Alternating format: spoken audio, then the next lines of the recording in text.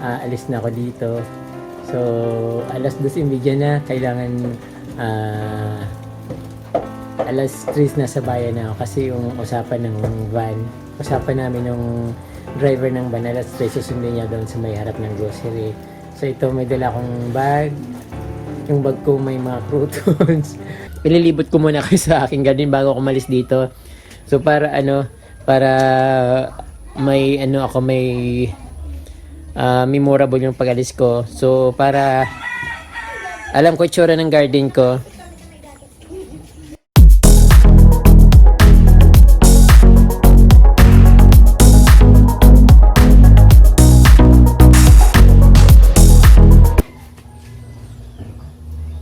Kapramdi, kailangan kong pumunta ng Manila kasi kailangan ko rin ayusin yung AdSense ko kasi baka doon mas madali. I-check ko sa post office kasi sa friend ko naka-address yung AdSense ko.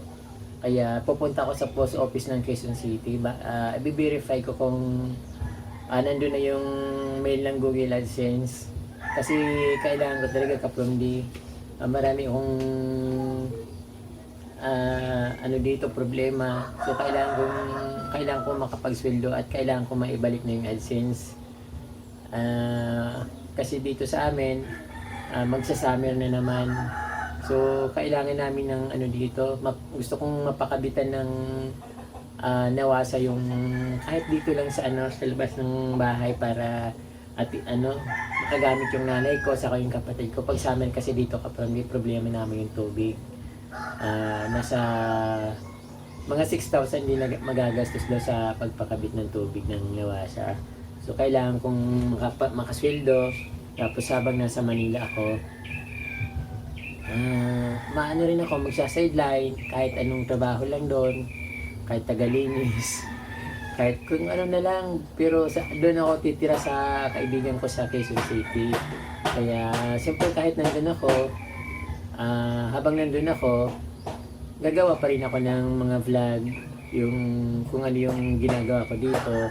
So para hindi nyo ako ma-miss, ayun Kapramdi, para hindi ako mawala. So kung anong gagawin ko doon, alam mo, sa garden, anything na pwedeng i-vlog, gagawin ko Kapramdi kasi kailangan ko talaga. So sana lagi nyo akong subaybayan at lagi kayo mag-support sa aking channel. Lagi nyong watch yung mga video ko.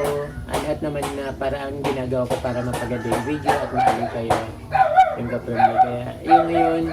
So kailangan ko pa rin yung pinakagawa kong siya, hindi ko pa rin matapos. So kailangan kasi parang mga 12 to 15,000 daw nagagastos din sa CR. So gusto ko kasi na malinis. Ayaw ko ng pakalat-kalat. Basta gusto kong malinis Kapramdi. Nakikita nyo naman yung kubo kahit napakaliit. Sobrang linis. At siyempre kahit yung labas, may makita lang akong plastic na iniiwan ng mga nagdadaan. Kahit konti lang talagang inaalis ko kagad. Kaya ganun ako hindi ka sensitive sa kalinisan. Kaya gusto ko maging malinis. Gusto ko makapagpagawa ko ng CR. So yun nga gagawa akong paraan para gusto kong malinis, mapagawa ko yung CR, makapagpakabit kami ng nawasa kasi yun ang kailangan namin dito. So ngayon mag-i-impake na ako kasi alis ako may pinuntak na akong van. Alis daw ng alas 3 or 4 p.m. So kailangan pagdating ng oras, nandun ako sa bayan para sasakay na lang ako. Siyempre yung ginagamit ko sa pag-edit na lumang laptop na pinahiram sa akin ng kaibigan ko, dadalhin ko. Kasi kailangan ko to. Although na siya, karag-karag na pero gumagana pa naman. Ayan, kaunting tiyaga lang, sana makabili rin ako ng bagong editing na materials para hindi ako nahihirapan kasi sobrang bagal na. Gusto ko rin makabili ng anong tawag doon? Wi-Fi, yung parang pocket Wi-Fi or yung sa home home wifi, parang gano'n. Hindi ko kasi masyado kabisado ka-promdi. Kasi yung mga katabi ko dito may mga gano'n. So ako lang yung wala, kaya yung tinikis ko pumunta rin sa taas para makasagap ng internet. So mag-iimpake na ako ng aking kakarampot na damit ka-promdi. So kagabi nilagay ko na dito yung shirt, pantalon. Kasi ito. Nalagay ko na to para ready ko ng ready to travel. Ito lang yung damit ko, t-shirt ko. Kasi wala naman na ibang t-shirt ka-promdi, talagang poor. Poor si Promdi, ka-promdi, poor na poor. Ayan. Parang, ito. 5 pirasong t-shirt, 2 pirasong shirt, 2 pirasong sando, saka isang pantalon. Yun na yung gamit ko. Sana maayos ko yung AdSense ko para makapagpagawa ko yung dito, CR, saka yung ko. Yung nawasa, makapagpalagay ako.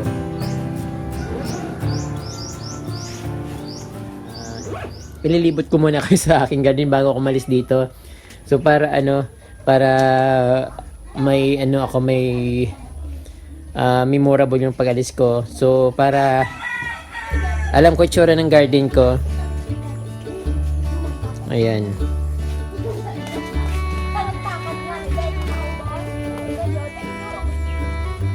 Siyempre, mamimiss ko to. Ilang buwan lang naman siguro kung mawala. Baka 2 to 3 months or something ganun lang ka-promdi. Hindi naman ako tatagal doon kasi meron naman akong dito, alaga. Pero depende ka-promdi kung meron naman akong pagkakitaan doon. So, okay lang. So, ito, siyempre, uwi ako dito. Kung meron akong makuhang trabaho doon, uwi pa rin ako dito kasi for update ko kayo sa aking garden. Kahit lang, 1 week, 2 weeks. So, okay lang yun. Ayun ka-promdi. Saka nagtanim na ako ng mga doon ka-promdi. Yung mga halaman sa likod. So, talagang kahit pumunta kayo dito ka-promdi, okay lang kahit wala ako. Ibibilin ko na lang sa kapatid ko na entertaining kayo. Although mahihain yung kapatid ko, hindi siya marunong humarap sa tao. Parang probinsya ng Maria Clara ang dating niya, talagang mahihain siya. So malamang tatago siya. But sinabi ko na entertaining yung pupunta dito na mga ka-promdi. Ayan. So maganda na ka-promdi yung garden ko. Unti-unti nang lumalaki yung mga halaman. Ayun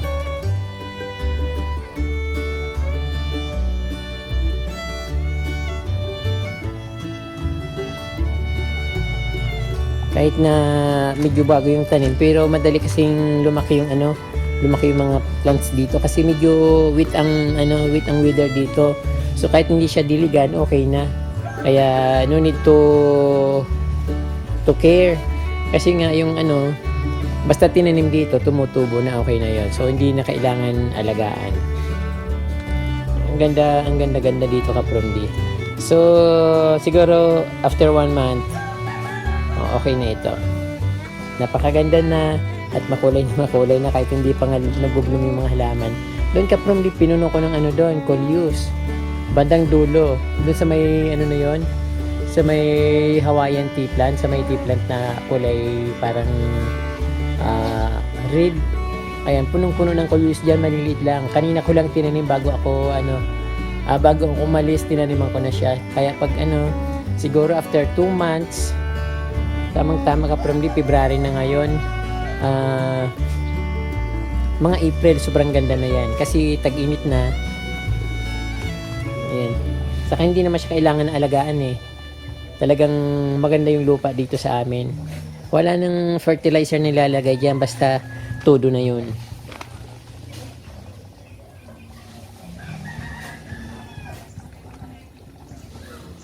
Siyempre bago ako malis ka-promdi, nilabahan ko yung cover ng kama para malinis yung, pinalitan ko siya ng bago ng laba. Kahit na punit-punit na yung pinagpalit ko, at least malinis pa rin. Ayan. Mas maganda yung nakikita yung bago umalis nakikita mo kung yung halaman kung mo para pag bumalik ka alam mo kung may improvement yung tinanim mo.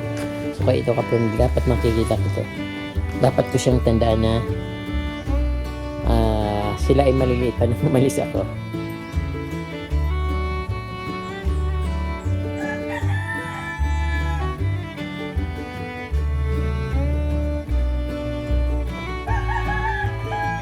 Ito yung CR na ipapagawa ko kapromli kaya kailangan kong kumayod talaga. So pag delikado kasi yung pag hindi na ipasiminto baka may mahulog dyan. Malalim na siya parang isa't kalahati ng tao yung niya, yung lalim niya. Ito meron yung watermelon, nilipat ko siya dyan kasi pinagdidiskitahan ng mga mga plantito dito. Talagang na nga lang natira ng watermelon ko, ang ganda-ganda niyan Tapos yun sana lumago ulit kasi kailangan ko siya.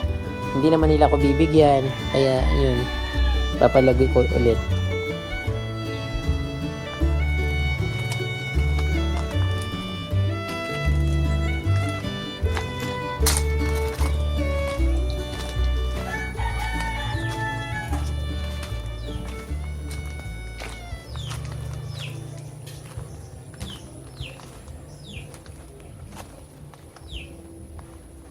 Ayan kapromdi, alis na ako dito.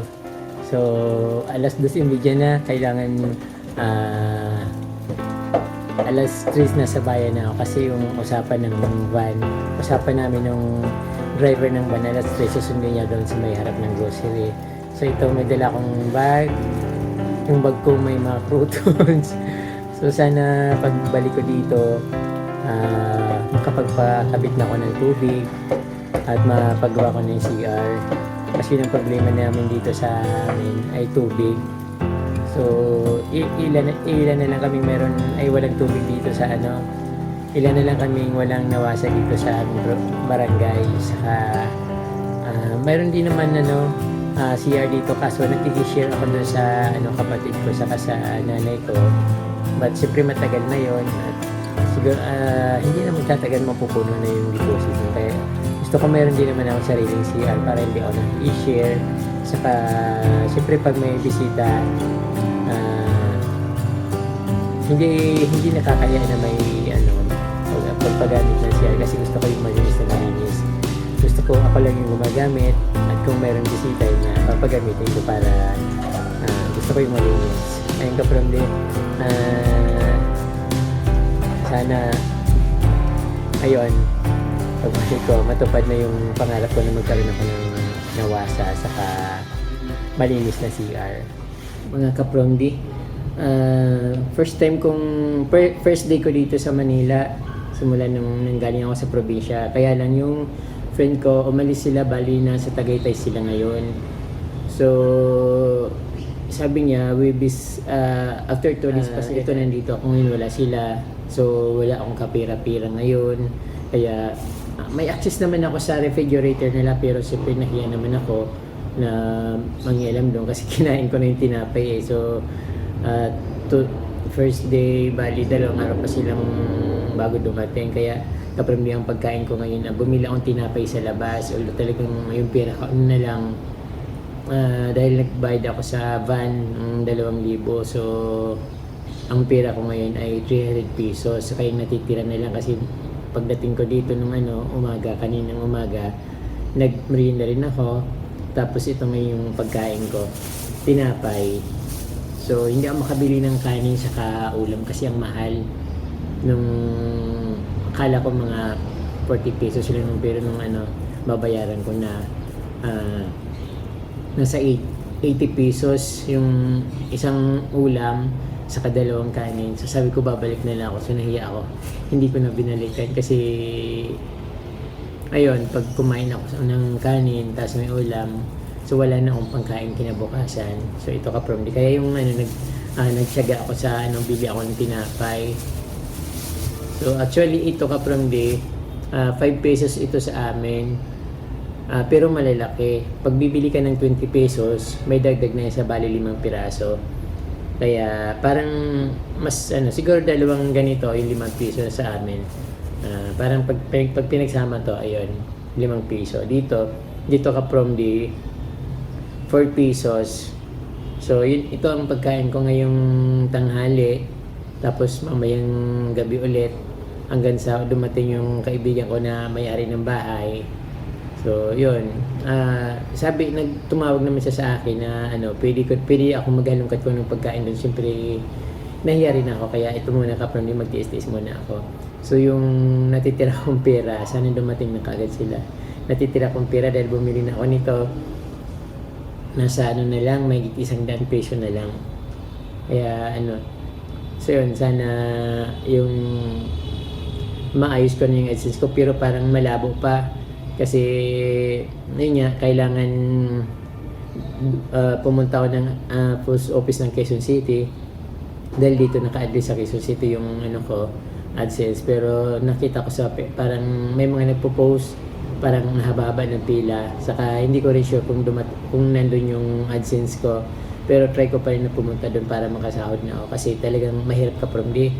Swerte ng mga nasa probinsya. Swerte nating mga probinsyano kasi hindi masyadong ramdam. Although talagang mahirap na.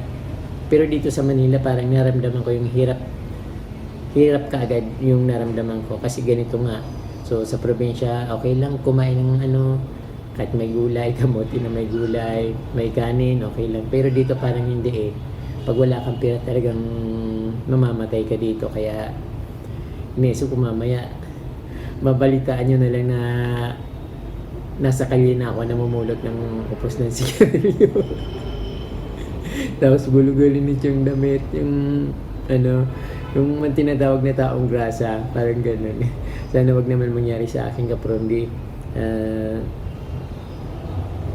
Bahala na si Lord kung dito sa akin sa Manila, kung anong kapalaran ko. But siyempre uwi pa rin ako sa amin. Hindi naman siguro ako mawawala sa sarili. Kaya yun, sana makuha ko ng AdSense ko. Finally kapromli, natanggap ko na yung AdSense na galing sa Google. So tuwang-tuwa ako nung natanggap ko, hindi ako makapaniwala kasi halos nauna lang ako ng konti sa aking AdSense nung dumating ako, tapos kinabukasan dumating na rin siya. Sana kapromli makasweldo na ako para mapagawa ko yung kailangan kong gawin sa probinsya, kasi yung talagang kailangan ko magpagawa ng tubig, mapagawa ko yung CR para malinis yung yung kapaligiran doon. Tapos siyempre yung kung anong mabibili ko sa sweldo ko, but hindi pa naman kasi hindi pa nag-update yung Google AdSense by February 22, saka siya mag-update. So sana makuha ko yung sweldo ko.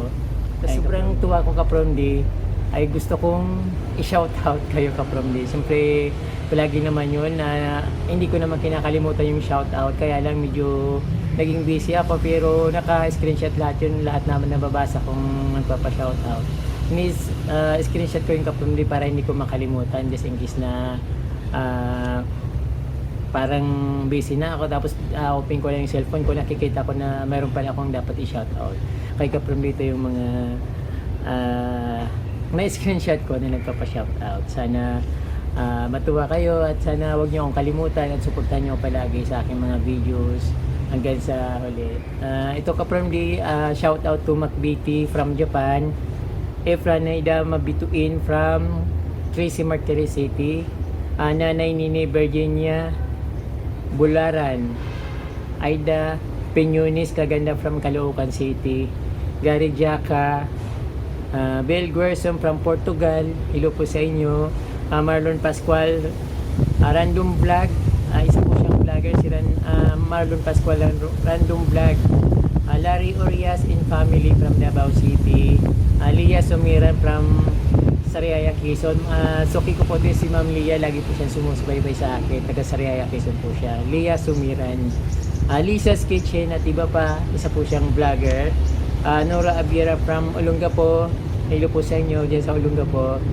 Si Imang Casinyo from Cebu, BT Daria po, hello po ma'am, palagi ko pong nakikita yung comment nyo as BT. Shout out to Ruina Rotbilong, KK, Early, Pia, Tita Itang, Elsie, Jamie, Jua JB from Watchman Quarry of Pampanga. Salamat po sa kay Watchman Quarry, lagi po siyang nagme-message sa akin. Kay Hilin Umali from San Pablo City. So kay ko rin po to si Ma'am Hilin Umali, taga Laguna po siya, San Pablo City. At Tita Esther Vlog. Ay po, sa kasi Ive Selva. Vlog yun dati yata to si Ive Selva kasi na-check ko minsan. Parang nagba-vlog din siya at may mga subscribers na rin po siya. Ito po kay Bay J Vlog. Lagi po siyang nakasubaybay sa akin kay Bay J Vlog. Vlogger din po siya. Sana mapunta niyo po ang kaniyang channel. Kay Romihilda Tabudlong. Hay po Lindy La Cruz from Halang Santa Maria, Bulacan. San Vicente, Santa Maria, Bulacan.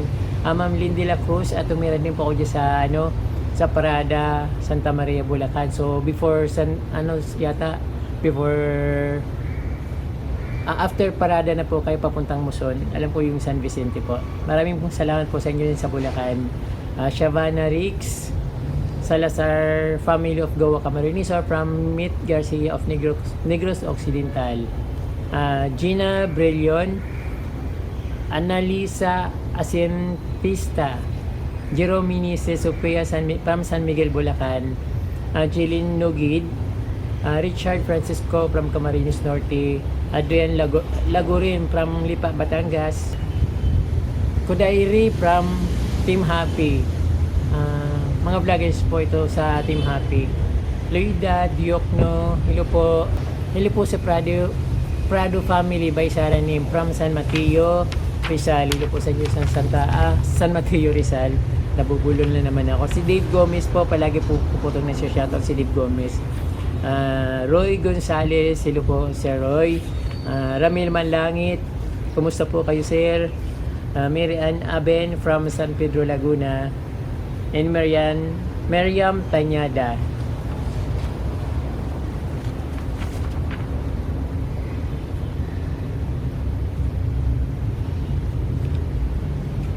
Hello rin po kay Yolanda Olsoron from Mandaluyong City. Ligaya Jeronimo, Cecil Canare from Balanga, Bataan. Hello po sa inyo sa Bataan. Rosebud Sanova from Sydney, Australia. Marami po ako diyang followers, subscribers sa Sydney, Australia. At sa ibang part po ng Australia. Hello po sa inyo dyan. Sa mga Phil OC na nakatira po sa Australia, kumusta po kayo? Dito po ako sa Camarines or Bicol. Shout out to Sharon Sarmiento from Binmali, Pangasinan. Shout out to Miss Jane Lani Marie in Nineng from Faustino Calma. Shout out sa Oko family, Hayen, Bernard, Yanika at JC, Yinbi, RJ, Yenar, Yendrix from Casimiro Town Homes, Liparo, Caloocan City. Ang gaganda po ng mga pangalan nyo. Nagsisimula palagi sa Y. Napansin ko po, magaganda po yung pagka-combination ng mga pangalan. Siguro po magkakapatid dito. Kaya rin po, shoutout to Bia Aurel, Amigable or Amigable. Alinganga Vlog, hello po. Judith Garcia from Pangasinan. Magallanes family, Bingag Dawis Bohol from Boy of Lock. Ayan po. Magallanes family, Big Dawis Bohol from Boy of Lock. Geraldine Alugar of Camiguin Island. Wow, gusto ko makarating sa Camiguin Island. Alam kong napakaganda ng mga beaches niya, yung parang white sand na parang Malaburakay po. Gusto ko pong makarating dyan sa Camiguin Island. Saipo Official, hello po sa Saipo Official. Sigurado vlogger ito. Sherlina Roquila, Sydney Boboy, and VK Supremo of Bohol. Hello po dyan sa mga taga Bohol. Alam ko si mayroon akong isa dyan, hindi ko na yung taga Bohol, pero gustong gusto po yung taga Bohol. Gustong gusto ko po dyan sa Bohol. Lydia Magbanwa, hello po kay Ma'am Lydia Magbanwa, taga Bulacan yata ito. Ayan. kay Loloy's Vlog. Ito, kaprombi si Loloy's Vlog. Maganda rin vlog nito. Bali, umaakis siya sa mga bundok. Ini-explore niya yung mga magagandang halaman like alocasia, begonia. Marami siyang halaman na ini-explore. So, nung sabi ko, nag-comment ako sa kanyang video, sabi ko pa shoutout naman. So, sinoutout naman ako. Hello, Idol Loloy's Vlog. Hindi ko alam kung taga saan siya, but I think sa bandang Bisaya. Support nyo rin guys si Loloy's Vlog. Thank you po. Armin Akamad from General Santos City. Luz Fajardo, Bungabong of Lights Nature TV. Isa po siyang vlogger si Ma'am Luz Fajardo Bungabong of Lights Nature TV. Pwede nyo rin po siyang i-visit sa kanyang channel. Saka si Girly Luminaro. Yan po. Yan po. Diyan po nagtatapos ang ating pa-shoutout. Sa susunod po ulit, medyo natagalan yung pag-shoutout ko kasi naipon eh. Kailangan ko kasing lumisan muna sa aking probinsya para maayos ko yung AdSense. Sen Kapromdi, huwag niyo pong kalimutan mag-subscribe sa aking channel. Pag bago lang po ako sa aking channel. At don't forget to share po yung aking video na napakarami ko pong mga magagandang videos pa na ipapakita sa inyo at sa mga susunod po. Maraming salamat po. Mabalos.